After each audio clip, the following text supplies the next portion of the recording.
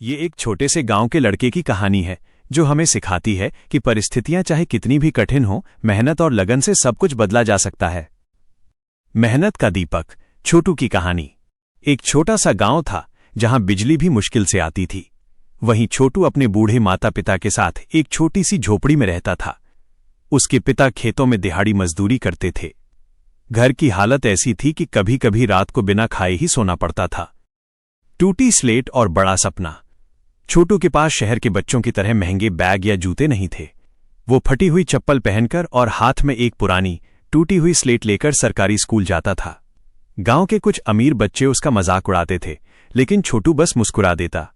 उसका एक ही सपना था, पढ़ लिखकर अपने माता पिता की गरीबी दूर करना। दिए की रोशनी में पढ़ाई। जब सूरज ढल जाता और गांव में अंधेरा छा जाता, तब छोटू सड़क के किनारे लगी एकमात्र स्ट्रीट लाइट के नीचे बैठकर पढ़ता था, क्योंकि उसके घर में मिट्टी के तेल का दिया जलाने के भी पैसे नहीं होते थे। एक बार कड़ाके की ठंड पड़ रही थी, पर छोटू अपनी फटी चादर ओढ़े सड़क के किनारे बैठा गणित के सवाल हल कर रहा था। गांव के सरपंच वहां से गुजरे और उसकी मेहनत देखकर दंग रह गए। उन्होंने पूछा, बेटा, इतनी ठंड में घर क्यों नहीं जाते?